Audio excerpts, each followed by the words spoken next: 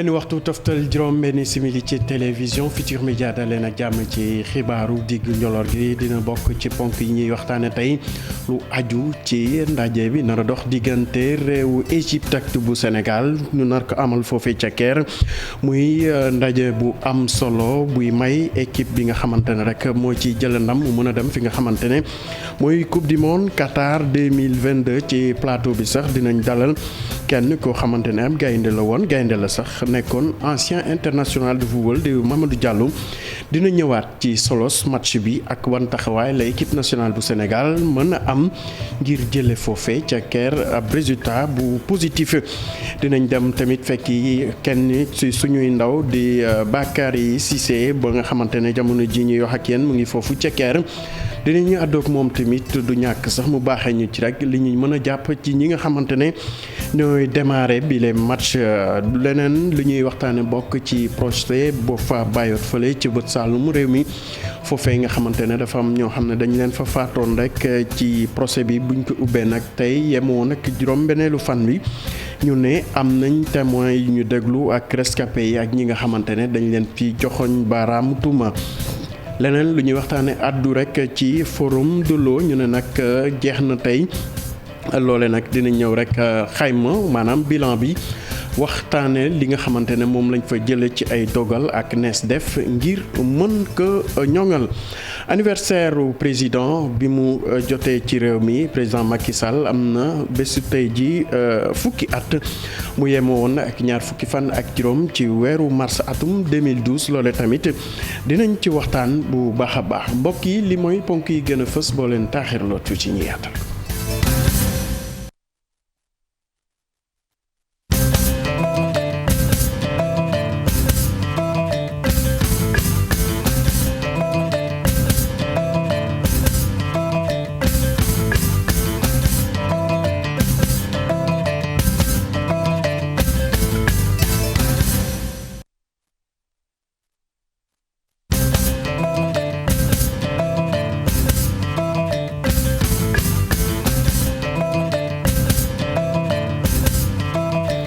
mbokk yi asalaamaaleykum leen ak jàmm ci xibaar yi niñ ko waxee woon ci ndorteel tey yemook bés bu am solo ci wàllu football wala taarixu football bu Sénégal ndax équipe nationale bu Sénégal jamono ji ñuy wax ak yéen mu ngi foofee ca Caire ca Égypte fas yéene amal ab jongante bu am solo digganteem ak réewu Égypte ci lool sax pour am li ci gën a leer dañu dem fekki kenn ci suñu ndaw di Bakary Cissé mu ñëwaat rek ci ndaje bu am solo boobu ñu teewlu ko. waaw tey nag Sénégal dina wàcce fi nga xamante ni mooy stade international de Caire pour daje Égypte dans le cadre de la première manche des matchs de barrage qualificatif à la coupe du monde Qatar 2022. léegi tey si suba nag ak joueurs yi yeew ils ont fait li nga xamante ne mooy petit déjeuner facultatif mooy maanaam ku bëgg a ndékki nga ndékki pendant ce temps mu am ñi nga xamante ni ñu ngi doon def ay délassement ci salle de musculation pour mun a def li nga xamante ne mooy réveil musculaire donc effectivement mun nañu wax ni pour match tey bi ñëpp xam nañu ni match bu doy waar lay doon parce que égyptiens yi seen bopp ñu ngi koy waajal wax nañ ko waxaati ko te journal record bind na ko tey ni égyptiens yi jàpp nañu ni vers les coups de 16 heures dinañu demal ci li nga xamante ne mooy ville morte parce que à partir de heure boobu nag la ñëpp di dem concentré wu pour xaar li nga xamante ne mooy match bi ñu mën a dem seetaani match bi ñu dem ñu mënul dem seetaani match toog seen i kër supporter ñi nga xamante ne ñooy ñooy ku xam Caire xam nga ni c'est une ville qui est mouvementée 24 heures sur 24 ba 3 heures du matin da nga yaakaar ni bëccëg nga nekk mais ñoom jàpp nañu heure match bi vraiment dañu war a mën a concentré pour supporter ñi nga xamante ne mooy pharaon yi te nag gis nañu ni par rapport au pharaon seen bopp démb kii di Mohamed Salah lancé na benn message. waaw gaynde ñu mel ni rek daanaka yëf yi tàmbali na ndaxte boo déggee Bakary li nga xamante ne wax na ko jamono ji ñëpp a ngi seen xel a ngi fi nga xamante ne mooy Égypte muy ndaje boo xamante ne nuñ ko waxee léegi lu am solo la lan nga mën a jàpp ci kàddu yi nga xamante ne Bakary d'abord avancé na ko par rapport ak compétition wala sax match bu am solo bi. d'abord maa ngi lay nuyu. di kontaan ci plateau bi ngeen may invité di si profité di nuyu Sénégalais yëpp di nuyu monde entier di baalu ñëpp ak di ñu baal ñëpp ak waaw tey li ma mën a wax si li Bakary wax je pense que ñun ñëpp xam nañ Sénégal match bu am solo la ñuy football. parce que comme ni ñu koy waxee coupe du monde du ku nekk moo koy football tey jour bu ne ñu si bari joué nañ ay coupe d'Afrique mais coupe du monde jour bi koy football dafay rare si àdduna. waxuma sax ci carrière football mais ci àdduna parce que du ñëpp ñooy am chance boobu kon tey ni ma ko mën a waxee ñu ngi dem jaye Égypte mu war a nekk match boo xam ne du yomb fen parce que aussi tamit Égypte perte na ak ñun final Coupe d'Afrique donc ba tey mer boobu day nekk ci ñoom envie bi day nekk ci ñoom bëgg ñu gagner day nekk ci ñoom ñun tamit ñu gagner Coupe d'Afrique bëgg a teglewaat 2 fois pour dem Coupe du monde aussi mu nekk ci carrière jour lu am solo nekk ci peuple bi tamit lu am solo donc ñun li ñu mën def rek mooy préparer match bi mais préparer ak calme ak xel mu dal. parce que fi ñu toll nii mun nañu wax ne Égypte moo yor pression mais du Sénégal moo am pression. waaw gis nañ chaque fois bu Bakary di joxe yenn xibaar yi ku mel ni Sabaly day naan boo muyul du démarrer match bi Aliou Cissé mel ni daal dafay def confiance wala jox confiance ñi nga xamante ne ñoo démarré woon wala ñoo jël final bi passé. loolu tamit ban lecture nga ci mën a am. mais boo xoolee lecture bi dafa leer nañ parce que boo xoolee Aliou ñi mu oowaat 90% yëpp. ou 90% yëpp presque ñi demoon Coupe d'Afrique ñoom ñoo ñëwaat. changement yi si jot am benn la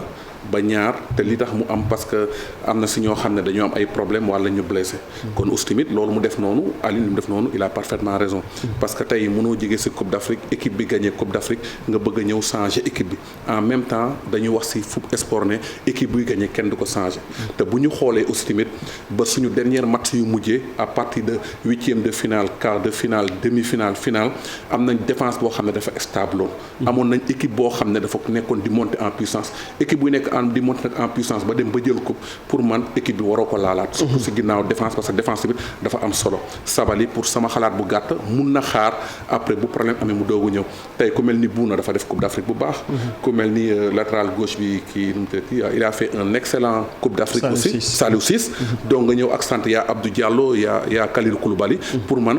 amul jaratul ñuy laal sama xalaat bu gàtt nañu bàyyi ñooñu démarrer après ñu xool lan moo war a doon clé du match ñun ñi nga xamante ne am nañu chance peut-être teewee foofu benn match du Stade de Caire xam nañ ni mu mel ak public égyptien ni mu xawee exigeant ndax yaakaaroon ne ni nga ko waxee léegi pression boobu lan moo war a doon taxawaayu gaynde Sénégal pour mën a dëkku public boobu ak pression joueurs yi également. man déjà bu ma jàngatee match bi nekk na match boo xam ne mooy gën a difficile ci sama xalaat bu gàtt ci match yi ñu mës a football yépp mais li ma mun a wax aussi tamit mun na nekk match boo xam ne moo gën a mën a yomb aussi tamit. li tax ma wax la loolu parce que match la boo xam ne nañu def le maximum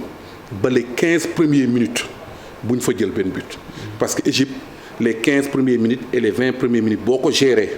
après en deuxième mi-temps nga géré ko encore match bi yow da nga koy gagné. aussi Égypte gis naa ne ni ñu footballee Coupe d'Afrique bi duñ ko footballee foofu Caire parce que duñu taxaw di xaar. dañuy obligé attaquer te bu ñu attaquer ñun normalement ñun loolu moo ñuy arrangé parce que Sénégal am nañ ay joueurs yoo xam ne yu mel ni Sadio yu mel ni Ismaïla wala ñoom ñu ay flèches yoo xam ne war nañ mën a def différence bi ci kanam kon c'est-à-dire ne ñoom bu ñu attaquer rek ñun suñu côté yi dinañ mën a génn nu mu leen neexee pour mën a assurer nan la ñuy dem dugal ji mais quand même nañ def attention parce que Égypte aussi tamit équipe la boo xam ne bu lay attaquer ku mel ni Mohamed Salah danger la parce que kooku bu yoree ballon bi ci moment bu nekk mun na def différence bi aussi tamit ñu éviter faute yi parce que faute yi carton yi ñu éviter faute yi parce que dinañ la provoquer dinañ indi nekk tam Mohamed Salah am na gaawaay boo xam ne ak occasion de but mun na ko dugal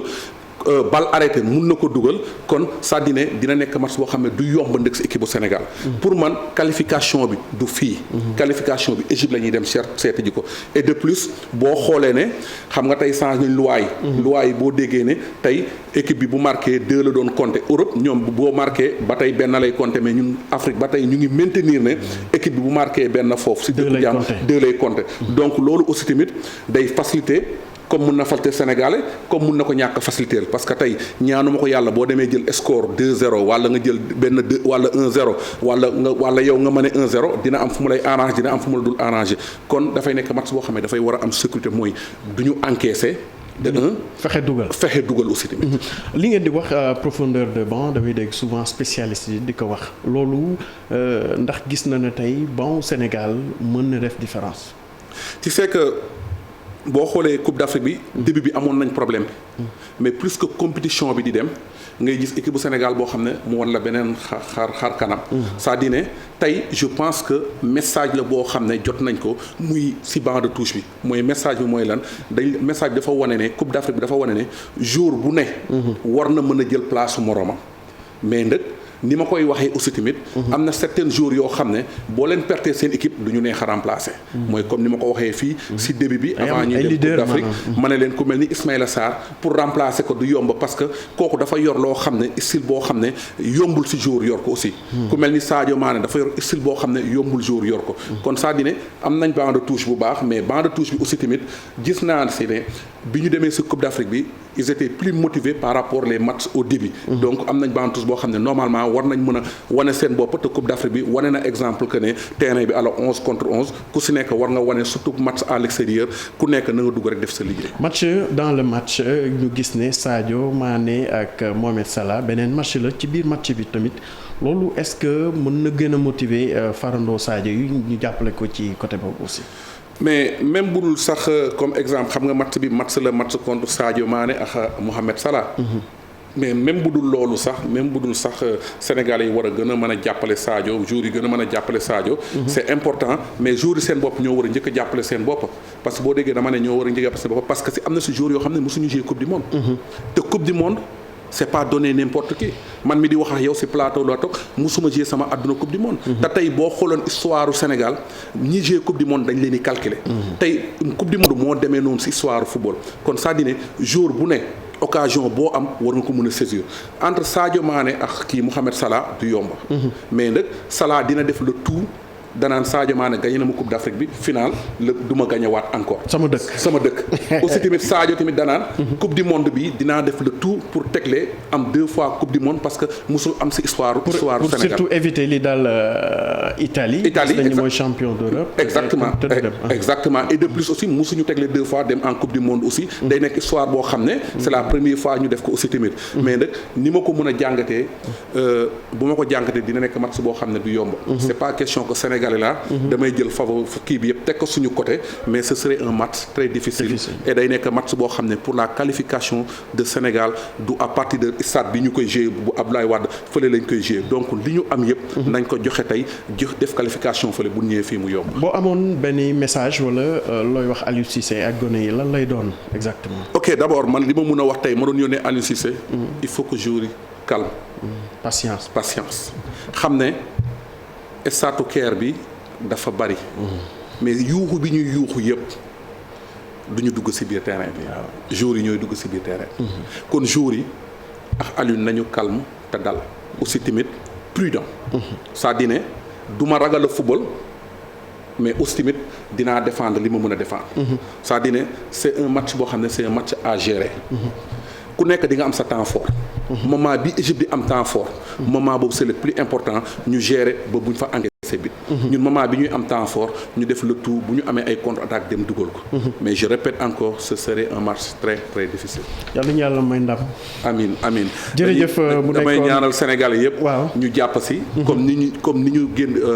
wane woon xol yi. si Coupe d'Afrique bi. parce que gis naa ne Sénégal chaque jour bu nit ñi booloo. bu nit ñi nekkee benn yéenante jàmm toujours résultat bi day am et je pense que coupe du monde bi dañ ko soxla te ñun Sénégalais yi am nañ am nañ qualité yi. am nañ volonté bi am nañ lépp mais bu ñu boolee xol yi. mu sincère rek incha allah yàlla mën nañu may ndam. jërëjëf mu nekkoon Mamadou Diallo ancien international di ko xamante ne dina faral di gunge équipe nationale yi itam ci yenn campagne yi ñu lay jaajëfal ci sa teewaay di la ñaanal tamit li nga xamante ne moom nga sumb ci wàllu sport yàlla yombal lépp. Sénégal tamit jël ndam li ba ñu continuer li nga xamante ne mooy ci logique bi ñu nekk boobaak léegi. dañuy desandeek ndaje boobu nag ñu jàpp ne daanaka am na fukki at ak juróom-benn yoo xamante ne tey réewu Égypte daanul Sénégal seen ndaje yi mujjee ci ñett yi daanaka Sénégal am na ci ñaari ndam am benn match nul ba tax rek ki nga xamante ne mooy Mamadou Ndiaye ñëwaat na ci historique ndaje ñaari dëkk yooyu ñu teewlu élément bi.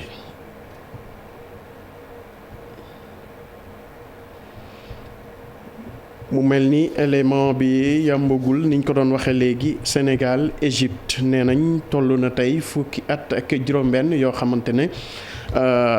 réewu Égypte daanul bu Sénégal du ñàkk rek ñu ñëwaat ci suñu yenn xibaar yi. Égypte Sénégal tey la ci ajuma ji foofee ca Caire loolu nekk mën a may gaynde yu Sénégal ñu confirmer seen suprématie maanaam taxawaay bi ñu am fii ci Afrique loole nag Cheikh Sadibou Diarra defaat na ci ab njàngat. équipe nationale bu Sénégal dëgmal na ñaari jafe-jafe ci seen jongante ak pharaon yu Égypte yi gaynde yi war a wane ni ñu ngi xiif ba léegi te amuñu lenn lu ñu ragal wala tiit. benn jànkat bi si wàllum psychologie la wàllum mental ndax compétition bu bees moom mooy ñëw te compétiteurs yi da ngay dégg ñu naan ñoom dañuy fàtte jaloor yi nga xamante ni defoon nañ ko pour concentrer wu un peu si objectif yi nga xamante ni mooy ñëw. am na tamit beneen approche boo xamante ni mën nañ ko ci am mooy approche technique bi parce que ñoom ñaar match bi nga xamante ni moom lañ joué ci finale Coupe d'Afrique bi weesu Sénégal dafa def match bu rëy dominer match bi am ay occasion bi rek moo fa manqué woon donc loolu noonu mën na service base pour Aliou Cissé waaye nag match bii nag dafa doon match double confrontation donc contexte bi bokkul environnement yi aussi bokkul waaye nag foofu tamit suñu xel mën na dal ndax suñu joueurs yi yàgg nañu jouer match yu am enjeu ak yu amee pression yu mel nii donc loolu tamit mën nañ jàpp ni que dinañ préparer wu bu baax a baax pour match bi. jongante bi ci biir jongante yi ñeel barrage mondial 2022 yi di dox diggante Salah ak Sadio Mané di occasion ci star bu gaynde yi firndeel ni Sénégal mën na yaakaar ci moom. foofu tamit suñu xel mën na si dal parce que Coupe d'Afrique bi ñu jógee aussi dañoo gis suñu côté gauche bi gis latéral bi Saliou Ciss ak Sadio Mané ñu am complicité boo xamante ni côté boobu sax dañoo newoon sax mooy peut-être circuit préférentiel bu équipe nationale bi donc loolu aussi lay dalal suñu xel Sadio Mané aussi buñ ko xoolee gis sérénité bi mu am gis daal tey bi nga xamante ni tey na ko ak maturité bi mu am loolu aussi force la pour champion dëgg la nag ñaari naanaan lañu waaye daal il faut ñu am collectif bu fort bu solide pour mën leen gunge pour ñu dem ci coupe du monde bi nga xamante ni ñoom ñaar ku nekk mu ngi koy wuutu.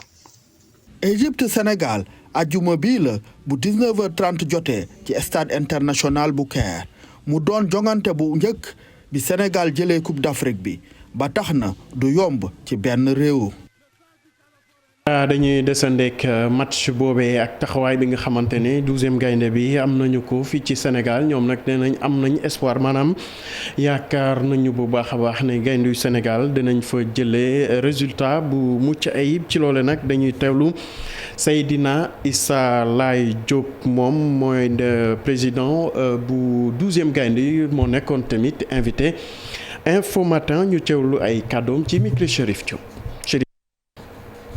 bu xaw a difficile parce que enjeu yi ñoo bokkul te Égypte du équipe bu ndaw mais tamit Sénégal du équipe bu ndaw xam naa ni état d'esprit bi ñu nekk nii bu yàlla defee jàmm rek kenn blessé wul suñu xeet na dal ci ban quant à un résultat positif au Caire donte nag dina xaw a difficile mais c'est normal pour être champion il faut battre tout le monde. donc titre champion bi ñu yore du nekk loo xam ne dañ ko fort mais nekk loo dafa nekk loo xam ne dañ ko mérito léegi nag statut bi ñuy défendre tey ci match bi li ñu koy défendre rek mooy xam ni il faut être conquérant taxaw wane fulla fayda jom xeex pour arracher qualification bi d'abord au Caire avant ñu ñëw fii ci Dakar. am na délégation symbolique bu dem boo xam dafay dem mobiliser les supporters aider leen ñu gën a mën a am taxawaay ci jour match bi pousser les lions vers la qualification te loolu dafa am solo moo tax ñun ñu toog préparer aussi fii mooy match retour bi di ñaan Sénégal yëpp nag booloowaat nekkaat benn comme ni nga ko defoon Sénégal manque uti ndam li ñu nekk ci ginnaaw gaynde yi pousser leen yàlla defal ñu ndam bu am ànd jàmm. match bi 2 matchs la premier mi-temps bi foofu la deuxième mi-temps bi fii la. donc dañuy ñaan premier mi-temps bi mu àgg fële nga xam ne bu ñu ñëw fi day nekk formalité mais day du tee dinañ ñëw mu nekk genre ndokkeel suñu gaynde yi gannaaw bi leen ko defalee ci biir nga nekk coupe bi moo tax dina am mobilisation bu. Seydina Issa Laye Diop bokk nag ci 12e gaynde ñu wax ci leneen rawatina procès Boffa Bayotte ak ña fa ñàkkoon seen bakkan am na nag ñuñ ci tuddoon rek ci procès bi bokk na ci juróom-benni témoin ak itam ñaari rescapé maanaam ñu muccoon ci jéye ji ak kenn koo xam ne dañ ko joxoñoon baaraamu tuuma ne da ci bokk ñoo ne nag ñu ngi leen doon déglu tey bokk na rek ci li fa bàyyeeko li nga xamante ne nu ñuy war a def ba wéyal li nga xamante ne mooy procès bi ñuy fàttali na rek tey la yemoo woon ak juróomu fan bi nga xamante ne ñiy yëngu ci wàllu justice foofu ñu ngi déglul ñooñu pour am ay xibaar yu leen di may ñu wéyal enquête bi ni mu waree. del si fii ci Ndakaaru dem ba ca Diamniadio foofe nag li ñu doon duppee forum mondial de l'eau jeex na ba tax na jamono ji nag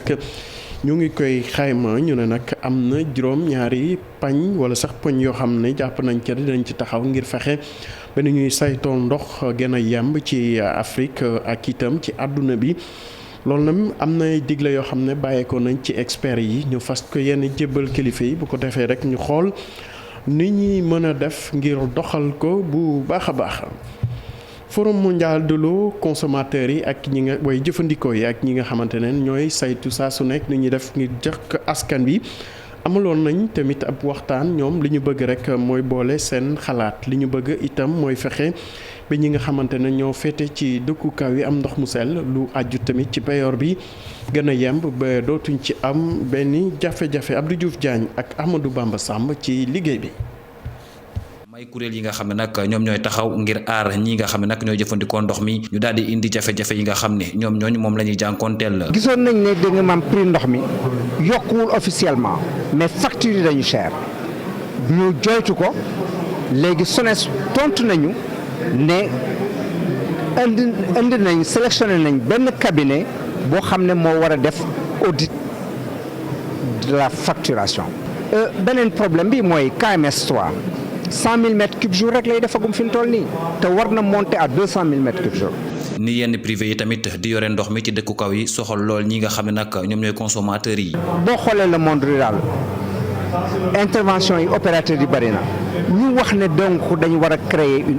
autorité de régulation mi nga xam ne dafay tiim ñëpp te day njaxanaay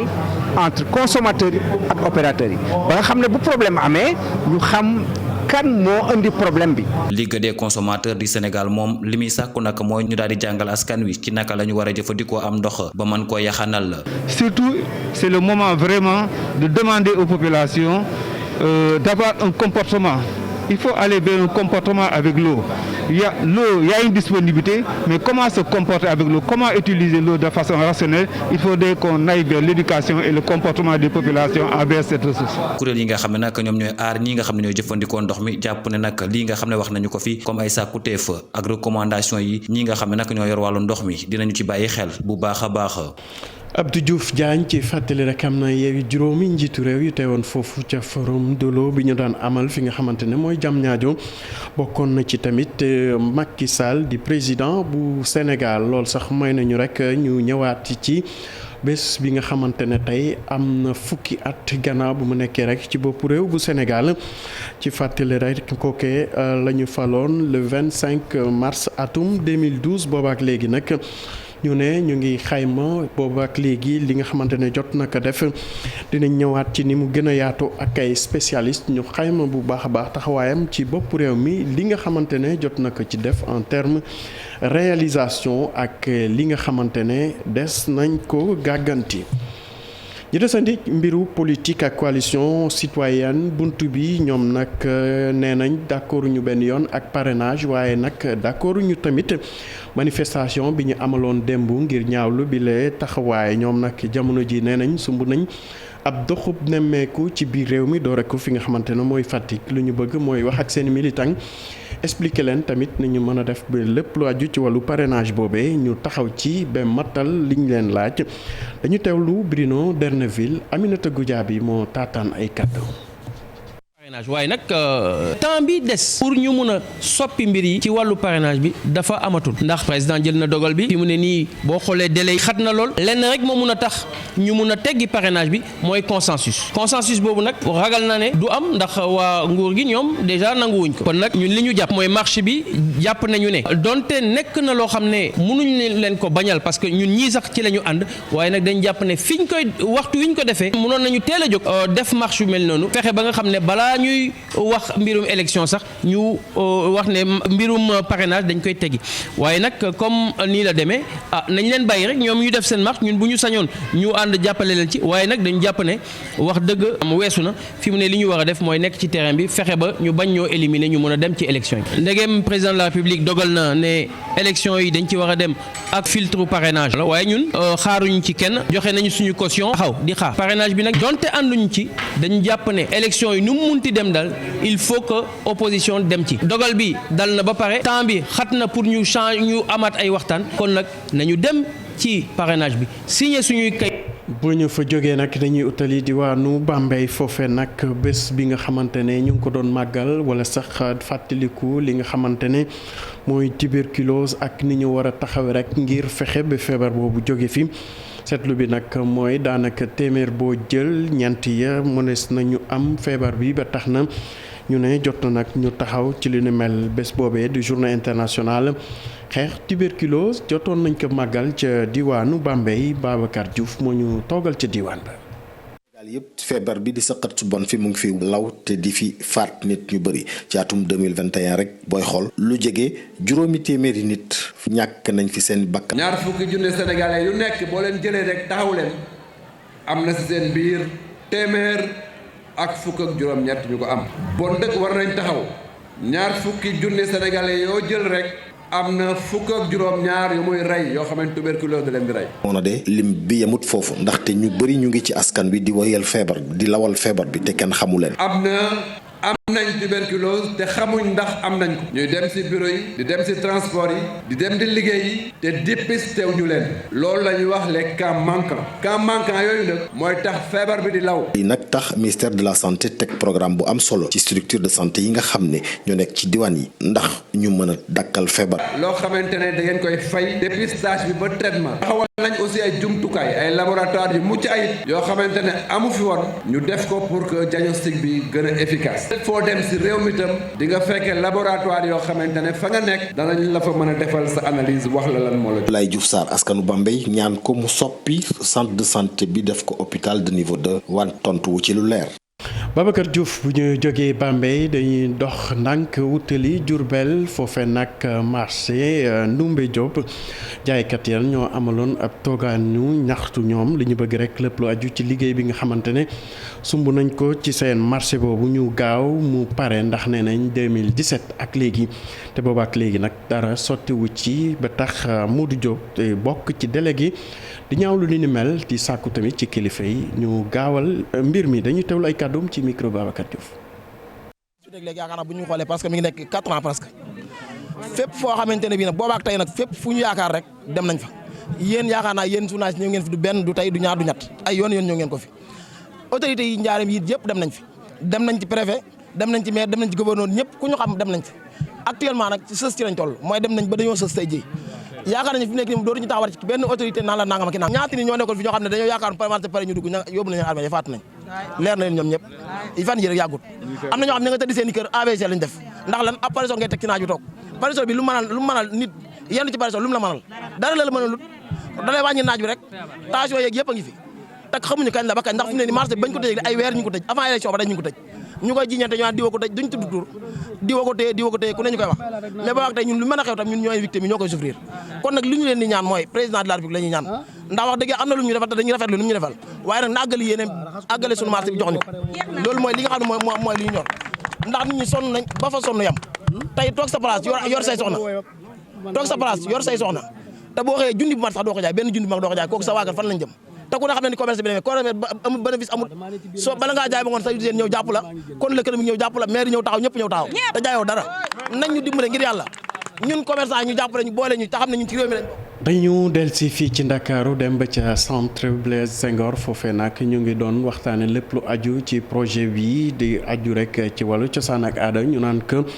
projet Marseille en Afrique ñu ne taxawaay bu am solo la boo xam ne dañ ci sukkandiku ngir diggante bi nga xamante ne dox na ci réew Marseille fekk nekk foofu ca France ak yenn réew yi fii ci Afrique ñu fësal ko bu baax a baax jaarale ko ci wàllu musique buñ ci noppee tamit liñ ci dëxëñ ci liggéey bi mënees nañ ko présenté ci festival des 5 continents bi ñuy waajal weeru juillet atum 2022 lay doon foofe ca Marseille ci loolu nag dañuy teewlu promoteur bi Lat Ndiaye lay wuyoo moom moo sabab projet bi la ñu teewlu ay kàddu. léegi nag Marseille nag dëkk bu yaatu la dëkk la boo xamante daf bëri ay gan bëri ñu fa ñu jógee fu ne ay gox goxaat ñu jógee ci ay réew yu bëri ñëw foofu surtout ñu jógee Afrique jógee ci réew yu bëri dëkk Marseille donc boo xoolee Marseille presque bu dee ñetti xaaj ñaari xaaj yëpp maanaam Afrique lañ jógee. ci création bi liñ ko bëgg a doxalee dañoo bëgg ba nga xamante ne nii patrimoine musical maanaam cosaan bu profond cosaan bu xóot bi nga xamante ne nii pour nga jot ko yombul dañ koy boole ci création yi boo gisee Christophe yu ñëw jógee fi nga xamante ne ni moom ku am xam-xam la ci wàllu arrangement musical moom du jazz rek lay def mais dafay def jazz ak musique de bande musique de big band nga xamante ni fi mu toll nii ak orchestre national dañuy reprendre leneen li nga xamante ne moom mooy musique yu yàgg yi mooy musique yi wax les musiques du patrimoine ñu jël leen boole leen ci kii bi recompositionné ba pare contextualiser ko maanaam ñu def de telle sorte que ku ko mën a déglu africain di nga ci sentir sa bopp ku ko déglu nekk nasaraan wala nga nekk ci beneen réew di nga ci sentir sa bopp donc loolu tam aussi dafay valoriser patrimoine musical sénégalais bi mais africain.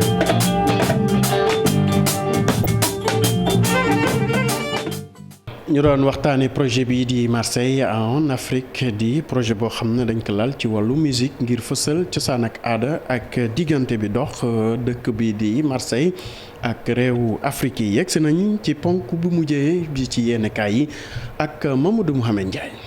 jëf picc ngi ci kaw waaye xel maa nga ca suuf ñoom Sadio Mané ya ca keer war faa football ak ñoom Mohamed Salah la yéene kaay yu bari ñu xëyandool xëye tey ji l'observateur moom xëye ca yamale xëta mu njëkk ba bind ne qualification coupe du monde Qatar 2022 Sénégal ak Égypte tey jii ci la ñuy football match aller bi ci Égypte bu 7h30 ci ngoon jotee journal bi nañu max la bopp moo raw revanche waaye ñun ragaluñu loolu ci noonu ay spécialiste ci wàllu football ñoo ngi xamal waa l'observateur ne Aliou Cissé ak i sóoram bu ñu ci bëggee génn li ñu war a njëkk a def moo di summi mbubbum champion d'Afrique tege fële ñàkkante ko ak pharaon yi rakki l'observateur di journal record ne ñu du yomb ndax waa Égypte fàttewuñu coupe d'Afrique bi leen Sénégal xañoon bu yàggul ca Cameroun lenn rek moo nekk ci seenum xel jamono ji moo di fay waaye nag bu ñu fàtte ne Sénégal weesu na fa mu daan waxe ab équipe bàyyi naa la ak yàlla Sadio Mané mi ngi taxaw Ismaïla Sarr ak Famara Diédhiou dar ko ngir fu ñu jaar mu tàkk jëppët stade yéene kay nañu lijjanti obstacle bu Caire bi ba noppi fa ñu jaaroon ak ñoom ca Caire 86 jaaraat fa ak ñoom ca Caire 2014 nañu fexe ba jaaralewaat leen fa ñu jaare fa seeti beneen journal bu xëy moom it ci Égypte Sénégal bu tey ci ngoon bi moo di yéenekaay bii di Sud Quotidien gayndey Sénégal yi ci Égypte ni mu leen jàppee ba tudde leen ko moo di ay commando yu jëm ci mission Les Échos ne ko moo tax ñu war a dem ca Caire dem ba jeex dóor Égypte ngir dëggal li ñu wane woon ci Coupe d'Afrique bi weesu El Tactico di Aliou Cissé entraîneur bu équipe bi di wax ci journal bi ne moom gaynde gu xiif la jamono ji gaynde geneen di Kalidou Koulibaly dolli ci ne duñu topp Mohamed Salah ak di ko bàyyi xel ba fàtte ñeneen ñi attaque bu Égypte bi yépp la ñuy sóor ku dul sóor ëllëg lu la neex mën nga koo diggee président Macky Sall ak yi mu digge woon ci réew mi journal lay fo nee nañu Bougane Gueye Dany njiital gëm sa bopp taxaw na ci tiiñal ko Bougane nee na Macky Sall heure bu nekk mi ngi dig jeunesse réew mi loo xam ne du ko jëfe mu ko moo tax ñu andil ko jokkoo tiiñal Macky ngir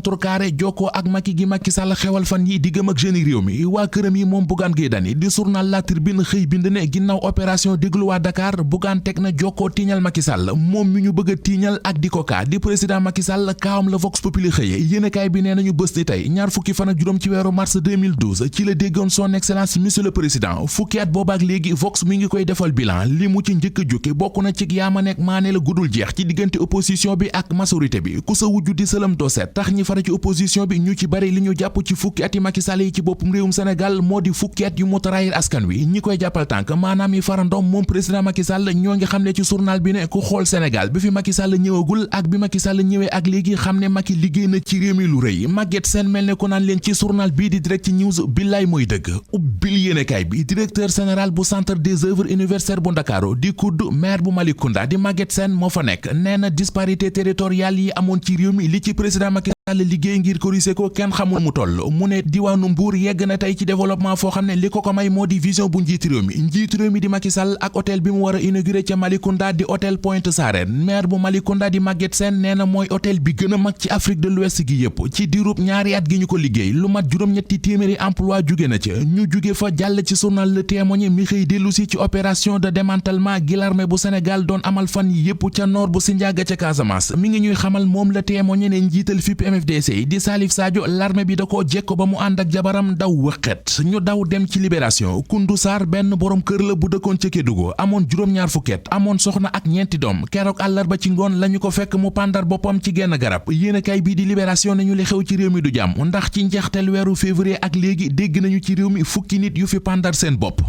Mamadou Mohamed Ndiaye cant ngërëm ñeel na la yéen tamit naka noonu ci teewlo bi ak safo bi ci fàttali rek match bi nar a dox diggante Sénégal ak Égypte tey lañ koy amal foofee ca Caire bu juróom ñaari waxtu jotee ba toftal fanweeri simili ñuy ñaanal suñu gaynde yi ndam bu sedd guy jërë ngeen jëf di teewlo bi.